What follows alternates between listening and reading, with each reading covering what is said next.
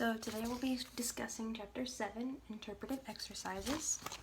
First we're going to start off talking about what an interpretive exercise is.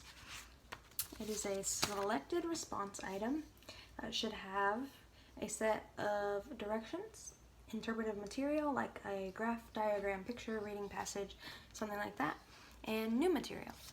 And by new material I don't mean like surprise, this is something that you don't know.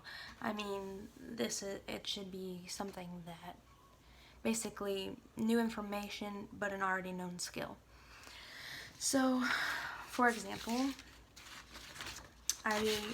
let's say that I'm teaching my students how to read charts. So in science class, they're shown this question. The table below shows information about the weather in 4 different cities on the same day. So it basically says that this is the directions and this is the interpretive material. So it shows the low temperature, the high temperature, the precipitation, whether it's raining or snowing. And it has a question that goes along with it, which is, in which city did snow most likely fall during the day? City 1, City 2, City 3, City 4. So we'll answer this question just so we can get the hang of it. I'm teaching my students how to read charts. So when answering this question, I know that snow most likely falls below 35 degrees Fahrenheit. So I'm going to use that knowledge to determine which city had a temperature that was lower than 35 degrees Fahrenheit, which is, if we look, City 1, no. City 2, no. City 3, no. City 4, yes. So it was, the low was 10 and the high was 25, and it does have 1 inch of precipitation. So it was most likely that city.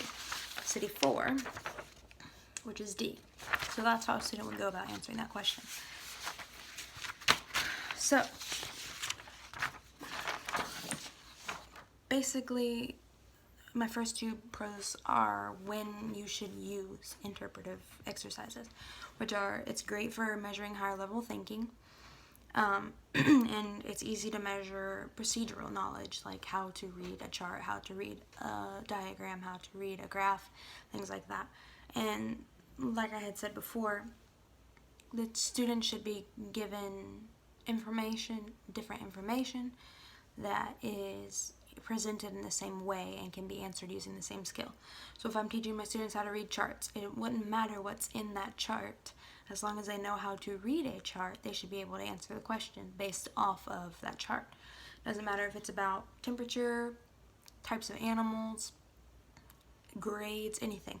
They should be able to answer it because they know how to use that skill. It allows for more in-depth assessment than multiple choice. You can ask several questions off of one chart or one diagram instead of asking like 1 question per chart.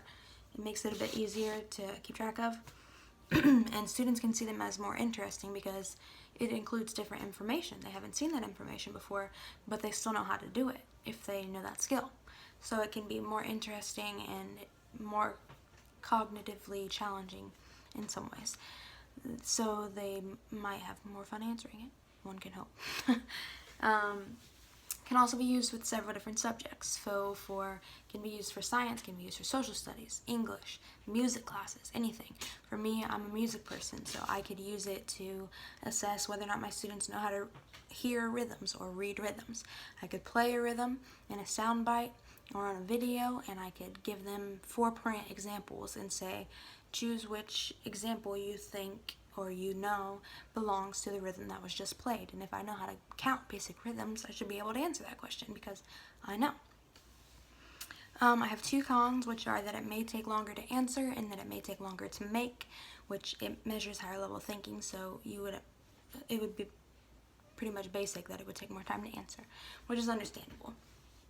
1 small error may lead to more than 1 question being incorrect, which is if a student incorrectly reads a chart or a graph, they might answer more than 1 question incorrectly, which now you know basically gives you the information that they don't know that skill, which is a good thing in the end.